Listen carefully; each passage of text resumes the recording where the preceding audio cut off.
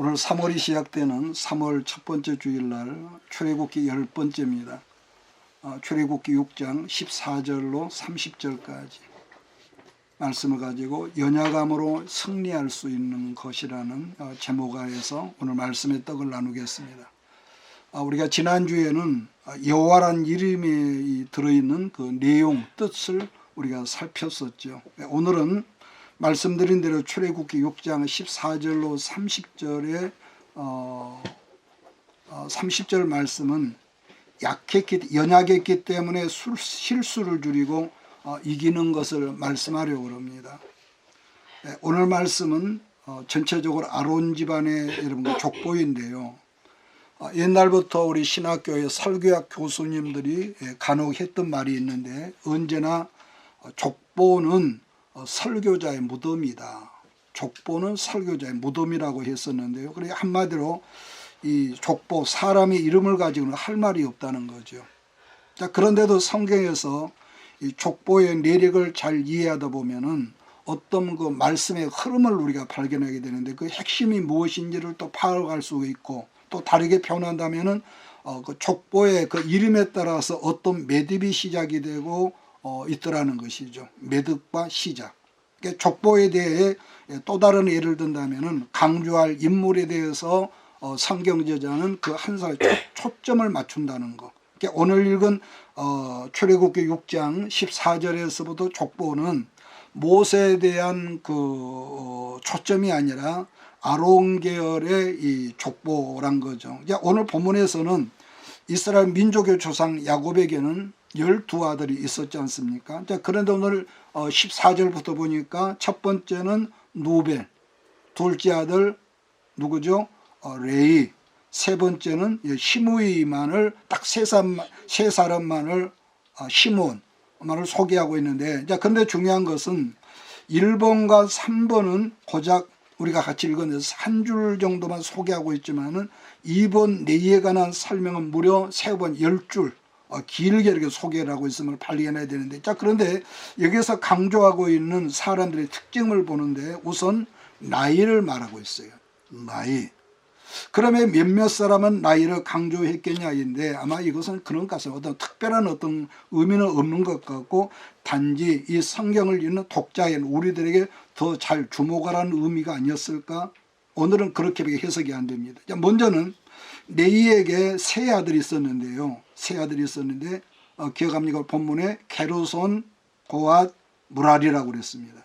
출애굽 6장 16절을 제가 읽습니다. 레위의 아들들의 이름은 그 연치도로 이러하니 게르손과 고앗과 무랄이요, 레위의 수는 137세였으며, 레위가 137세에 죽었다는 것이 중요한 것이 아니라 레위를 주목하라는 것이 본문 성경에서 강조점을 두고 있다는 것. 또 하나는 레위의 세 아들 중에서 누굴 더 주목하게 하냐면은, 자, 지금 읽은 말씀 보면은 이름과 나이를 기록한 것이 있는데, 두 번째 아들 누굽니까? 고앗이란 말이에요. 고앗을 더 주목하게 한다는 것. 18절을 제가 있습니다. 고앗의 아들들은 아므람과 이스알과 헤브론과 오시엘이요, 고앗의 나이는 133세였으며 고앗의 아들 네 사람이 지금 등장을 하죠. 자, 그렇다면은 출애굽기 성경의 독자인 우리는 누굴 주목할 것인가인데, 성경은 우리의 시선을 말씀드린 고앗의 아들 아므람에게로 이끌고 있습니다. 자, 그렇다면은 아므람이 누구냐 하면은 아론과 모세의 아버지입니다. 이따 제가 물어볼 거예요. 자, 6장 20절을 제가 다시 읽습니다. 아므람은 그들의 아버지의 누이 요게벳을 아내로 맞이하였고 그는 아론과 모세를 낳았으며 아므람의 나이는 137세였으며, 야곱에게 12아들이 있었지만은 두 번째 아들 레위에게 초점을 맞추고, 레위에겐 세 아들이 있었는데 그 세 아들들 중에서 아므람에게 초점을 맞추게 한다는 것. 자, 그 다음에 아므람에게는 누가 있냐면은 아론과 또 누굽니까? 모세인데, 자, 보면 성경은 모세는 덜먹거리지도 않고 오직 아론에게만 이 말씀에 초점을 두고 있죠. 자, 그 다음 아론에게는 여러분 몇 아들이 있었다고 기억합니까? 아론에게는 네 아들이죠. 출애굽기 6장 23절을 우리 같이 한번 읽을 거예요. 출애굽 6장 23절 시작. 아론은 아미나답의 딸 나손의 누이 엘리사바를 아내로 맞이하였고 그는 나답과 아비우와 엘르아살과 이다말을 낳았으며.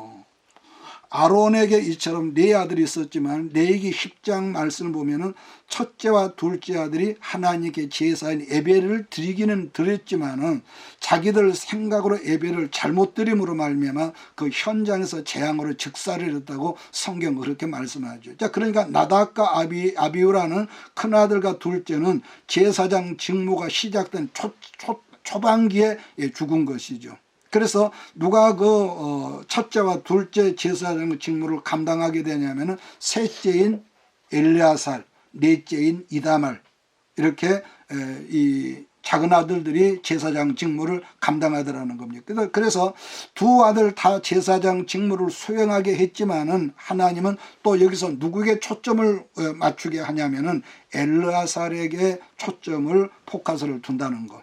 이 엘르아살의 아들이 비느하스라는 사람인데 이 사람은 이스라엘 역사에서 아주 중요한 역할을 감당을 하거든요. 무슨 말이냐면은 이스라엘 출애굽 역사 속에서 여러 가지 사건이 있었죠. 그러나 그 중에서 가장 아프고 초한 역사가 뭐냐 한다면은 민수기 5장에 등장하는 사건인데 이스라엘의 광야에 머물고 있을 때 발람이라는 거짓 선지자로 말미암아 모압의 그 여자들과 집단적인 행음의 사건이 있었는데 오늘날 표현으로 하면 무슨 축제라고 그러죠.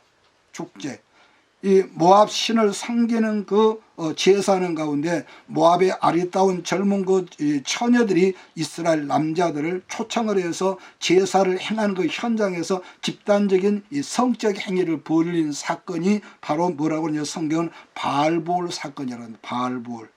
그래서 이스라엘론에서 이 사건을 큰 시험에 빠지게 했던 사건인데 이 바알볼의 음란한 사건으로 말미암아 이스라엘 공동체가 하나님의 멸망을 당하게 되는데 그때 비느하스라는 이 사람이 여호와의 질투심으로 모압 동족의 수령의 딸 고수비라는 여자와 이스라엘 남자를 창으로 찔러 죽일 때 성경은 말하기에 여호와의 저주가 그때 풀렸다는 말씀을 하는데 그 비느하스가 아론 대제사장의 손자였다는 것이고 그의 아버지가 엘르아살이라는 것이고 다시 말하지만은 오늘 말씀의 핵심은 아론 계열의 족보인 모두 6대를 설명 6대. 자, 그럼 여기서 성경을 우리가 읽을 때 궁금증이 생기는데 하나님은 왜 아론을 실질적으로 역사하는 모세가 있는데 아론을 주목하게 하느냐 한다면 아론은 어떤 사람입니까? 시종일관 계속 예배를 인도하는 자이기 때문에 모세의 가문과는 달리 제가 지난번과 앞 시간에 말했죠. 이 아론은 우리가 보더라도 참 허물이 많다고 믿음도 적고 하는 걸 보면은 거짓말도 잘하고요. 그러니까 모세의 가문과는 달리 이 아론은 허물이 있었음에도 불구하고 아론의 가문에 한량한 은혜와 축복을 부어주셨다는 것을 하나님은 지금 말씀하려고 하는 것이죠. 자, 그러면 이 당시에 이스라엘 이 백성에게는 두 종류의 지도자가 있었거든요. 첫 번째는 정치 지도자. 그 사람이 누굽니까? 모세입니다. 모세. 그 다음에 예배를 담당하는 지도자가 있는데 이 사람이 아론이란 말이에요. 사람들은 보편적으로 모세를 더 위대하게 생각을 하지 않습니까? 물론 모세는 탁월한 사람인 건 틀림이 없는 사실이지만 그런데 정말 중요한 것은 모세는요 자기 당대로 끝나버렸거든요. 모세는 자기 당대로 끝났습니다. 모세의 아들 여러분 기억합니까? 광야에서 이드로의 그 큰딸을 통해서 낳은 큰아들이 게르솜인데 그 다음에 이 게르솜의 아들 그러니까 모세 손자를 여러분 기억합니까? 자, 요나단이라는 사람인데 이단 사이비 제사장으로 말 그 인생을 아주 더럽게 끝낸 사람이 모세의 손자입니다. 반면에 아론의 후대 자손들은 자자손손 하나님의 권능과 축복이 넘치는 가문으로 성경 그렇게 소개하거든요. 그럼 왜 그랬을까? 아론은 아까 말한 대로 연약한 것과 부족한 것과 우리가 하나님 앞에서 살아가야 부족한 것 뿐이었지만은 그들이 붙잡았던 예배를 붙들었다는 거예요. 모세는 분명히 탁월한 사람이었고 모세와 같은 이가 태어날 수 없는 그런 출중한 인물이었지만은 모세는 이스라엘 민족을 출애굽을 주도했던 지도자 아닙니까? 자, 그런 반면에 아론은 이스라엘 백성들 마음속에요, 하나님이 없는 세상의 상징이었던 애굽을 계속 말씀과 예배를 통해서 끄집어냈던 지도자예요. 가문이 아론 가문이었다는 거. 여러분, 그런 점에서 오늘 우리들도 비록 예수를 믿고 구원에 이르렀다 할지라도 지속적인 예배와 말씀을 통해서 세상의 애굽을 끄집어내지를 않는다면 여러분도 이렇게 말하면 나도 금방 세상이라는 애굽으로 채워지고 세상 사람이지 예수 믿는 사람의 분별이 안 될 거란 말이에요.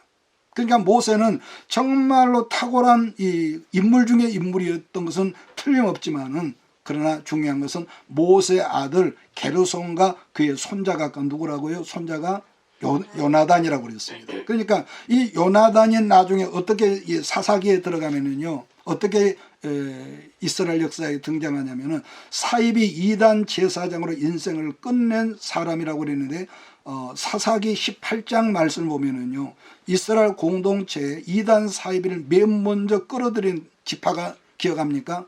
단지파였습니다. 단지파. 그 단지파가 여호수아를 통해서 팔레스타인 남쪽 지역이었던 그러니까 거기가 블레셋, 지금 그러니까 팔레스타인 그 사람들, 블레셋의 접경 지역이 있었는데, 근데 그 당시에 블레셋 사람이 굉장히 강했단 말이에요. 블레셋 사람에게 겁을 먹고 지금의 시리아 접경 지역 북쪽으로 옮겨버렸습니다.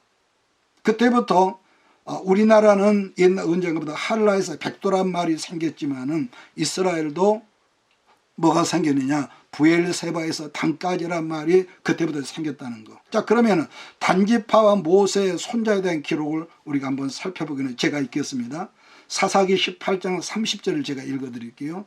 단자손이 자기를 위하여 새긴 신상을 세웠고 모세의 손자 게르손의 아들 요나단과 그 자손은 단지파의 제사장에 대하여 이 백성이 언제까지 쓰느냐? 사로잡히는 날.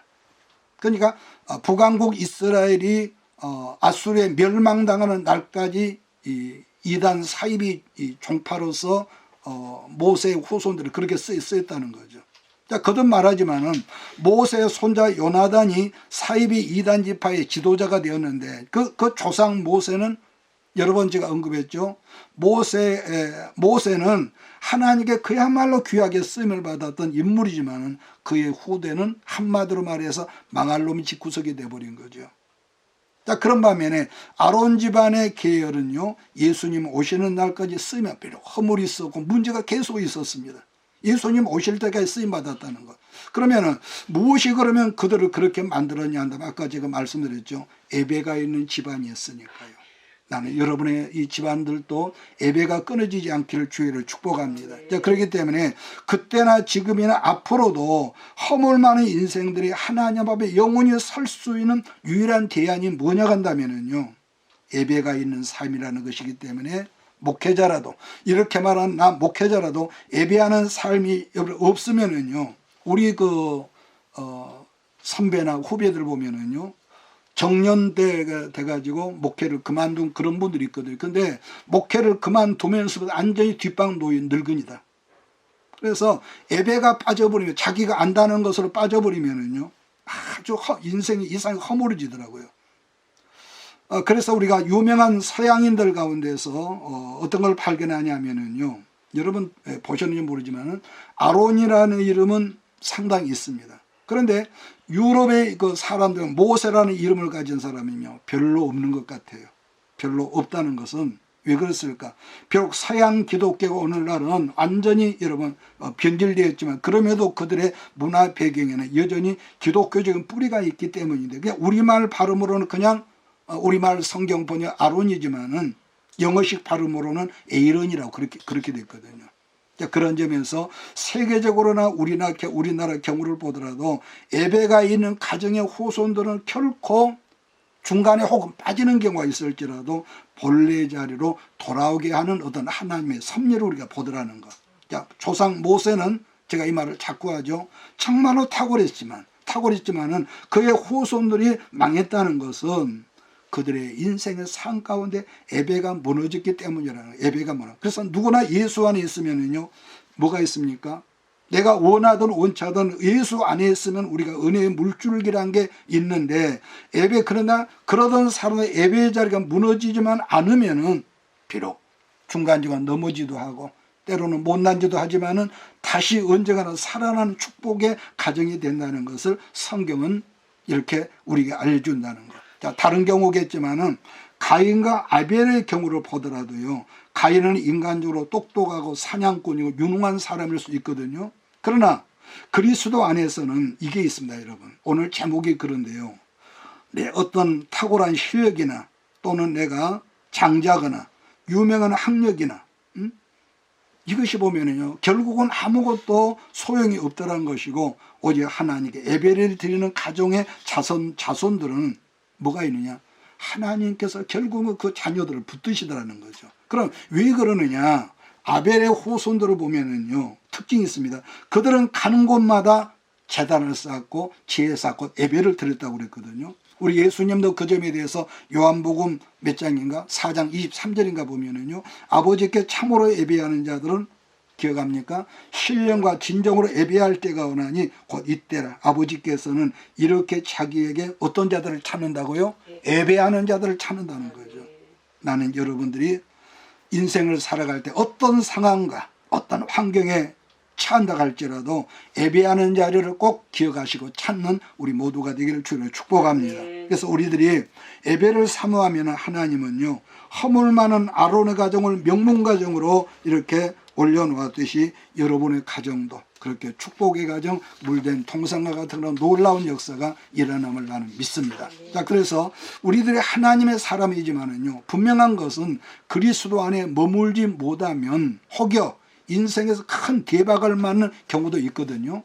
그런데도요, 결국은 그것이 복이 되지 못하더라는 거예요. 뭐 여러 가지 예를 제가 말할 수 있지만 그 중에서도 여러분 지금부터 25년 전에 우리나라에 어떤 국가적으로 큰 재난이 있었지 않습니까? 뭐냐? IMF 사건이야. 엄청난 여러분 그 문제가, 세계적으로 문제가 있었죠. 그 당시에 잘 나간다는 대부분의 기업들은요, 다 무너졌습니다. 그런데 무너지는 기업을 아주 헐값으로 인수를 해서 그때 당시에 그야말로 승승장구한 대박친 사람들이 상당히 여럿이 있었거든요. 그런데 지금 보니까 오늘날 보니까 쫄딱 망했더라고요. 옛날에 지금 돌아가셨지만은 김우중 씨라는 대우 그 그룹을 일구로 세웠던 그분도요, 기업 사냥꾼이래요. 이 넘어지는 기업들을 인수를 해가지고 큰 이 그룹을 이뤘는데요, 결말이 좋지를 않았습니다. 그래서 제가 이 나이에 와서 뒤돌아봐 깨닫는 것은 정말 은혜란 대박을 얼마나 치냐가 아니라 뭘 내가 깨달아, 얼마나 인생의 실수를 줄이는가, 그게 대박이더라고요. 그러니까 대부분의 어려움이라고 하는 것은 실수에서 넘어지는 거거든요. 순간 욕심, 어떤 그런 거. 그런데 말입니다, 하나님을 친밀하게 관계하는 이 예배하는 사람은 실수가 없는 것이 아닙니다. 예수 잘 믿고 성령 충만하다고 실수가 없는 것이 아니라 결론은 뭘 보느냐? 실수를 줄이게 하더라는 거예요. 인생은요, 넘어지지 않을 수가 없습니다. 옛날에 여러분 나온 찬양 가사 중에 이런 노래가 여러분 기억하시죠? 나의 반석이신 하나님, 이렇게 시작된 노래가 있거든요. 그렇게 하다가 끝부분을 보면은 뭐가 있습니까? 실수가 없으신 좋은 나의 주라는 그런 노래가 있습니다. 솔직히 우리는요, 허물과 실수투성이거든요. 그럼에도 불구하고 주 하나님과 동행하는 삶을 살아 예배하는 삶을 살면은 실수가 없는 인생이 아니라 실수를 줄이게 한다는 것인데, 그게 바로 하나님을 예배하는 사람에게 성령께서 주시는 은혜더라는 거죠. 모세는 또 말하죠. 분명 엄청난 대박의 사람이었지만 그러나 모세의 대박은 얼마 만에 끝납니까? 고작 40년으로 여러분 뿐이었고 흔적도 없이요, 그 뒤에는 거론도 안 하거든요. 그런 밤에 아론은 그야말로 그 시작부터 마음에 들지 않은 뭐라고 할까요? 아주 그 믿음도 어리뽕뽕한 사람이죠. 변명도 잘하고. 그럼에도 불구하고 그 아론과 후대들의 삶이라고 하는 것은 일평생 하나님을 예배하면서 뭐가 있습니까? 양을 잡고 소를 잡고 그 피를 하나님의 제단에 뿌리는 그런 이 예배의 삶을 살았거든요. 제가 오래전에 뭡니까 알았던 어떤 전도사님 중에 옛날 일입니다. 이분이 전주시 그 성을 가진 사람인데 자기는 호령대군파라고 그래요. 호령. 자, 박 목사는 우리는 기종군파라고 그러죠. 그런데 호령대군, 전주시인데 호령대군파라고 이렇게 자기를 자랑을 했는데 그분 말 중에 여러분 듣다 보니까 지금도 생각이 나는데요. 그분 말 중에 자기가 속한 호령대군파는요 조상 때보다 특별한 전통이 있다고 그랬습니다. 자, 우리가 역사 시간에 조금 기억할지 모르죠. 태종 이방원에게는 아들이 넷이 있었는데 큰아들 양녕대군이 있었고 둘째가 호령대군, 셋째가 충녕대군이었던 사람이 이 사람이 나중에 세종대왕이 되죠. 그러면 호령이 어떤 사람이냐 하면은 그 당시에 조선 사람의 평균 연령이 35세였답니다. 역사적인 기록에 의하면은. 그런데 호령대군은 무려 91세를 사셨는데 오늘날도 91세를 살다가 죽었다 그러면 장수했다고 하는 거 아니겠어요? 근데 문제는 그 호령대군이 거쳤던 조선왕이 9명이야. 연산군까지 하면은 10명이죠. 쉽게 말하면 태조, 정종, 그 다음에 태종, 세종, 그 악랄한 사람이 자기 조카 죽이고 세종, 문종, 단종, 세조가 그래요. 세조가 악랄했죠. 그 다음에 애종, 성종. 그래서 연산군 그 어린 아이 때까지 하면은 무려 10사람이라는 셈인데 그러니까 한마디로 조선조 초기 때를 다 직관한 셈이라는 것인데 결론을 뭐라고 하냐면은 자기가 속한 호령대군파는 자자손손 대박 친 일이 없었대요. 자기 파에서는. 그 이유가 뭐냐 하니까 조상 대도로 호령대군으로 내려온 유언이 있었는데 그 말이 참 유머스럽고 재미가 있었습니다. 뭐냐. 너희들은 절대로 나대지 마라. 좀 장난스러운 말이지만 아주 깊은 의미가 있거든요. 나대지 마라. 왜냐하면은 그때나 지금의 정치판에는요. 나대만 반드시 거꾸러지고 나대만 반드시 죽거든요. 자, 그러다 보니까 자기들을 가문에는 실수가 없다는 거예요. 지금도 전주시가 굉장히 많거든요. 우리나라에. 그런데 자기가 속한 호령대군판이 지금도 60만 명이 넘기 때문에 전주시 중에 그 세력이 가장 크답니다. 제가 잠깐 엉뚱한 말을 한 것 같지만은 영적인 면에서도 예배자가 그렇다는 것은 인생 중에 예배자는요 큰 대박은 없지만은 그럼에도 불구하고 주님과 동행하는 삶을 지향하다 보면은 마지막에는 승리하게 되고 모든 것을 누리게 된다는 결론이 오늘 말씀인 거죠. 자, 이런 부분을 말씀으로 한다면은 자, 이게 영적인 축복이고 아론 가문의 축복이라는 것은요 예배하는 가정, 예배가 있는 가정은 결국은 자손들이 복을 받고 번창한다는 거. 나는 여러분의 가정도 여러분의 후손들도 자자손손 예배하는 가정으로 실수를 줄이고 언제 어디에서나 하나님께서 허락하신 축복의 통로가 되기를 예수 이름으로 축복합니다. 두 번째로 예배란 우리의 약함과 수치되는 부끄러움을 이렇게 가려준다는 거예요. 가려준다는 거. 처음에 제가 언급을 했지만은 성경에 나타나는 족보는요. 한 사람이 실수도 숨김없이 전부 다 공개를 하고 있거든요. 예를 들어서 나 박 목사의 족보를 만들어 한다면은요. 가급적이면 잘한 것만 드러내고 싶지 부끄럽고 수치되고 넘어지고 이런 사건들을 전부 다 감춰두고 싶지 않겠습니까? 그 한 예를 든다면은 그런데 아론과 이 모세의 부모님은요. 그 족보가 그야말로 요상한 개족보가 있습니다. 자. 6장 20절을 같이 볼까요? 출애굽기 6장 20절 시작. 아므람은 그들의 아버지 누이 요게벳을 아내로 맞이하였고 그는 아론과 모세를 낳았으며 아므람의 나이는 137세였으며 자 여기서 여러분 주목하십시오. 아므람의 아버지가 고핫인데요. 고핫의 여동생이라면은 아론에게는 고모란 말이에요. 고모. 아므람에게는. 그러니까 성경은 철저하게 뭘 금하느냐 근친 결혼을 아주 반대합니다. 특별히 레위기 18장 말씀을 보면은 근친간 결혼을 엄격하게 법으로 금했는데 만약에 그런 일이 있으면은요 돌로 쳐죽이라고 그랬거든요. 그런데 구체적으로 말하는 것이 레위기 18장 12절에 보면 이런 말씀이 있습니다. 너는 네 고모의 하체를 범하지 말라. 그는 네 아버지의 살붙이라. 물론 출애굽기 6장에서 말씀하는 것은 율법의 말씀이 선포되기 이전의 상황이지만은 분명한 것은 윤리적으로 말한다면은 아론의 집안이라는 그야말로 이 계족보고, 여러분 그 뭐라고 할까요? 콩가루 집안이죠. 어떻게 아버지의 누이 동생인 고모하고 내가, 조카인 내가 결혼할 수 있겠냐 말인데, 그럼에도 불구하고 그 가문이 예배자가 되니까 그러한 모든 약함도 부끄러운 것들도 가려지게 되고, 성경은 거기에 대해서 일절을 언급한 것이 없거든요. 그래서 솔직히 우리들도 다른 누군가에게 말한다거나 드러내고 싶지 않은 뭐가 있습니까? 약점들이 우리에게 다 있거든요. 가급적으로 숨기고 싶고. 자, 그럼에도 불구하고 하나님께 예배하는 사람이 되면은 모든 것들이 가려워지고 극복하게 된, 자기 스스로도. 우리 예수님의 족보 경우도요, 마태복음 1장을 보면은 예수님의 어머니 마리아 동정녀를 제외하고 네 사람의 여자들이 등장하지 않습니까? 여러분 기억하시죠? 그 네 사람의 여자 중에 보면은요, 여자들이 우선 정숙하지 않은 여자들이라는 건데, 예수님의 족보 가운데 맨 먼저 등장한 여자가 다말이라는 여자가 등장하거든요. 기억하시죠? 그 다말, 이 다말이, 그러니까 이 시아버지가 야곱의 넷째 아들 누굽니까? 유다 아닙니까?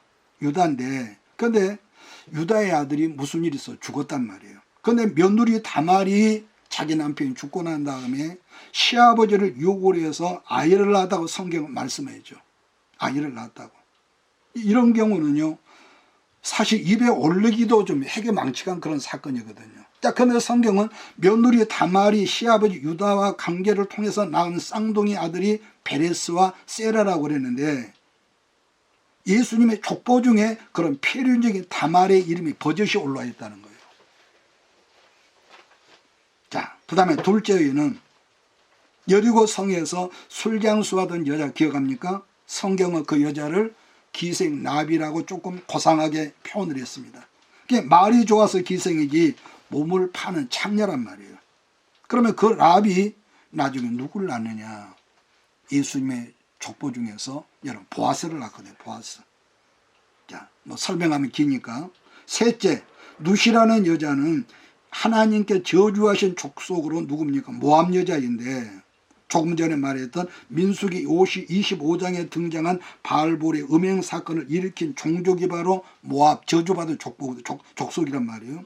그런데 그 룻이 훗날 보아스가 결혼을 해서 누구를 낳느냐? 오벳이라는 사람을 낳죠. 그래서 라비 다윗의 증조 할머니가 된 거예요. 증조 할머니. 자, 그 다음 마지막으로 누굽니까? 밧세바인데, 마태복음 1장에서는 밧세바의 이름도 나오질 않아. 아마 이건 왜 그 마태가 이름을 안 기록했을까? 좀 의문이 있거든요. 밧세바의 이름도 나오지 않고 그냥 뭐라고 그러냐? 우리아의 아내, 다윗의 아내라고도 안 했습니다. 우리아의 아내라고 그랬는데, 그 우리아의 아내가 다윗과의 관계로 솔로몬을 낳았다고 그랬습니다. 지금 제가 뭘 말하려고 하냐면은, 누가 들어도 다 부끄럽고 감추고 싶은 수치스러운 그런 사건이란 말이에요. 그런데도 그들이 이렇게 그런 부끄러움과 수치를 이겨냈다냐 하면, 어떻게 냈다냐 하면은 결국은 하나님을 예배함으로 모든 수치와 허물이 가려졌다는 거예요. 이스라엘이 여러분 그 여리고성 맞은편에서, 요단강 건너편에서 여러분 세겜에서 여러분 할례를 받지 않습니까? 그런데 성경 뭐라고 그러냐? 애굽의 수치가 굴러갔다 그러는 거예요. 예수님도 말하기를 하나님은 예배하는 자들을 찾으신다고 했기 때문에, 우리가 하나님을 가까이 하는 예배자가 되면은 하나님은 우리의 모든 수치와 부끄러움이 있고 약함이 있을지라도 그 수치든가 부끄러움을 가려주시고, 오히려 그 약점 때문에 하나님을 친밀하게 한다는 것이죠. 나는 여러분 앞에 말씀을 가르치는 목회자 신분으로 있지만은, 내 살아온 평생의 세월들을 돌아보면은요, 솔직히 정말로 숨기고 싶고 감추고 싶은 뭐라죠? 주의 내용을 좋은 글자라고 그러죠. 좋은 글자들이 있지만은 그런 걸 내가 지금 하나님 앞에서 후회하고 반성하고 회개했다고 그걸 지워버릴 수 있겠냔 말이에요. 그런데 그걸 이길 수 있는 유일한 길은 아론의 가정처럼 하나님을 가까이 하고 예배하는 자가 되지만 그 어떤 것들도 전부 다 하나님하고 기억됨이 없이 여러분 그 통과됨을 여러분 믿으시기를 주의로 부탁합니다. 그래서 다음 주일날 제가 또 언급하겠지만은 오늘 그 마지막 이 사이드로 하나를 말한다면은요, 고라자손들이 여러분 나오거든요. 고라자손. 네이의 큰 아들은 게르손, 둘째가 고앗, 셋째가 무랄이라고 그랬거든요. 자, 6장 18절을 보면은 고앗의 아들들은 아므람과 이스라엘과 헤브론과 우시엘이라고 그랬는데요. 이스라엘의 아들이 누구라 했냐면은요, 이게 고라란 거예요. 고라. 21절 이스라엘의 아들들은 고라와 레베카, 히그리라고 그랬거든요. 자, 그러므로 아론과 모세는 고란의 몇 촌지가 아닙니까? 어른 생각해도 사촌간입니다. 그러니까 고라가 아론과 모세 사촌 동생이란 말이에요. 사촌 동생. 그런데 그 사촌 동생 고라가 했던 일이 뭐냐면은 민수기 16장 말씀을 보면 고라가 하나님을 대적하고 모세를 대적하면서 반역의 주동자가 되거든요. 그러니까 정말로 존경하는 모세의 형님이었을 텐데도 모세를 반역하면서 250명의 반역자를 이렇게 들고 모세를 지금 대적하는 거죠. 그러한 일론에서 하나님은 고라와 함께 반역을 주도했던 250명을 땅이 갈라지게 해서 한 다음에 생매장을 시키는 그 내용이 있거든요. 그래서 그때부터 이스라엘 민족에게 고라라고 하면은요, 저주의 상징이었고 하나님의 심판의 상징이었다고 이렇게 말을 하는 거예요. 자, 그런가 하면 하나님께서 육신이 살아있는 채로 천국에 데려갔던 사람을 기억하죠. 성경에서 첫 번째로 에녹이 있었고 두 번째로 누굽니까? 엘리야가 있습니다. 그런데 살아있는 채로 지옥 형벌을 받은 사람이 고라와 함께 하나님을 대적하고 주의 종 모세를 반역했던 250명의 사람인 거죠. 그런데 말입니다. 자, 끝내겠습니다. 그처럼 반역의 상징이고 저주의 상징인 고라의 후손들이었지만은 여러분 시편을 보면은요, 1권이 있고 2권이 있고 3권이 있고 4권이 있죠. 그런데 2권의 시작이 몇 편이냐? 시편 42편이거든요. 그 시작을 뭐라고 이 머릿글로 했냐면은 고라자손의 마스킬 영장으로 한 노래라고 했습니다. 무슨 말을 제가 하고자 끝내려고 하냐면은, 자, 하나님은 회복됐다는 거예요. 자, 그렇다면 어떻게 회복되냐 한다면은 하나님을 섬김에 예배하는 자였기 때문에. 또 한 가지만 더 할까요? 역대하 20장 말씀 보면은 여호사밧 왕 때에 그때 여러 그 연합군 세력이 쳐들어왔습니다. 성경을 보면 모래처럼 많다고 그랬거든요. 그랬을 때 이 연합군과 전쟁을 할 때 여호사밧이 하나님 응답을 받고 어떻게 했냐? 성가대를 군대들 앞에 세워서 찬양이 올라갈 때, 찬양 큰 소리로 올라갈 때 엄청난 승리를 했다고 그랬거든요. 그 당시 그 성가대장이 누구였냐? 성가대장이 누구였냐?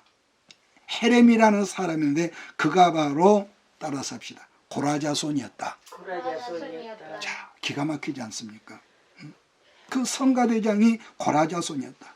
사람을 죽이는 전쟁터에 하나님을 찬송하는 성가대를 군인들 앞서서 이 가운을 입고 내보냈더니 어떤 역사냐? 적군 찬양 소리가 커지면 커질수록 적군들 가운데 자중질하는 역사가 일어나서 자기 편끼리 칼로 죽이고 창으로 찔러 죽였는데 성경 말입니다. 그렇게 해서 싸우다 죽다 보니까 성경은 단 한 사람도 살아남은 사람이 없었다고 그렇게 말씀하거든요. 시편 84편도 고라자손들의 축복의 찬송시인데 무슨 말이냐면은 이스라엘 모든 가문 중에서 가장 부끄럽고 가장 수치스러운 집안이었는데도 그런 기가 막힌 가문을 이스라엘에 역전시켰던 것이 뭐냐면은 그것이 바로 예배였다는 것을 성경은 강조하죠. 자, 오늘 여러분의 집안이 비록 초라하고 배경도 없고 돈도 없고 그럴 때 생각될 때가 없지 않겠습니까? 고라자손들이 바로 그런 이 가난한 이 후손, 그런 자손이었거든요. 그런데 하나님을 예배하는 사람이 되다 보니까 하나님께 고라자손들을 온전하게 복을 주셨고 엄청난 여러분 기름 부음의 복을 주셔서 여러분 이 예수님 오실 때까지 이들도 하나님 앞에 찬양했거든요. 그런 점에서 오늘 여러분이 장차 어떤 자리 어떤 환경 속에 가 있을지라도 잊지 마십시오. 하나님을 사랑하고 하나님을 사랑하고 우리가 하나님을 사랑한다고 해서 떡을 주겠습니까? 뭐 돈을 내겠습니까? 그냥 내 마음으로 내가 내 아내를 생각하고 내가 내 남편을 사랑하고 아이를 사랑하는 것처럼 하나님을 생각하고 하나님을 예배하는 사람들을 가까이 하십시오. 가까이 하면은 더불어서 영향력을 주고 영향력을 받아서 나는 여러분들이 살아나는 역사가 있음을 나는 믿습니다. 목사는요 설교를 잘하든지 못하든지 하나님 말씀을 풀어서 가르치는 직분자 아니겠습니까? 그러니까 성도들이 함께 모여서 예배를 하면서 말씀을 들으면은요 항상 그런 건 아니겠지만 어느 순간에 성령의 기름 부으심으로 여러분이 함께 뜨거워지는 역사가 있음을 나는 믿습니다. 예수님 십자가에서 돌아가시니까 제자들이 너무너무 실망해가지고 그 중에서 두 사람이 자기들 고향 엠마오로 내려가던 중에서 길에서 변형적인 모습으로 나타나는 예수님을 만나지 않습니까? 누가복음 24장 32절 보면은 자 거기만 읽고 제가 끝낼게요. 저희가 서로 말하되 길에서 우리가 말씀하시고 우리가 성경을 풀어주실 때 중요한 것 그 다음입니다. 성경을 풀어주실 때에 우리 속에서 마음이 뜨겁지 아니하더냐. 이 제자들이 그랬습니다. 그렇습니다 여러분. 하나님 말씀을 들으면은요 어느 순간에 여러분의 마음이 뜨거워짐을 나는 믿습니다. 이것은 목사의 내가 뜨겁게 하는 게 아니란 말이에요. 사람의 목사가 여러분을 뜨겁게 하는 것이 아니라 하나님의 말씀을 들으면은 어느 순간에 성령께서 여러분의 심령을 터치하는 역사가 있음을 나는 믿습니다. 뿐만 아니라 히브리서 4장 12절에 보면 하나님의 말씀은 살았고 운동력이 있어 좌우의 날선 어떤 검보다 에리아의 홍과 영과 및 관절과 골수를 찔러 쪼개기까지 하며 그 마음의 생각과 뜻을 감찰하신다는 말씀이 있습니다. 3월 한 달 동안도 마음과 뜻과 어떤 환경 속에 있을지라도 정성을 다해서 하나님을 예배드릴 때 약한 것들과 부족한 것들과 수치된 것들이나 부족한 것들이 다 치유되고 물된 통상 같은 큰 축복이 우리 교회와 여러분의 가정에 임하게 될 줄 나는 믿습니다. 아멘. 예수 이름으로 여러분 모두를 그렇게 축복합니다. 아멘. 기도하겠습니다. 이것이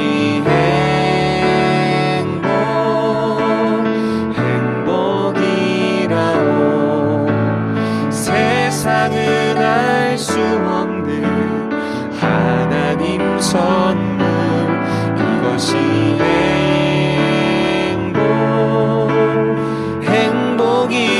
행복이라오.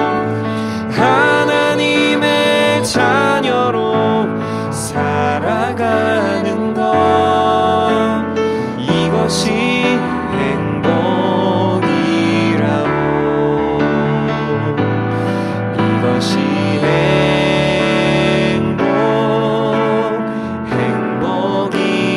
행복이라오. 세상은 알 수 없는 하나님 선물. 이것이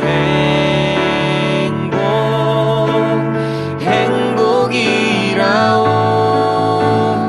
하나님의 자녀로 살아가는 것. 이것이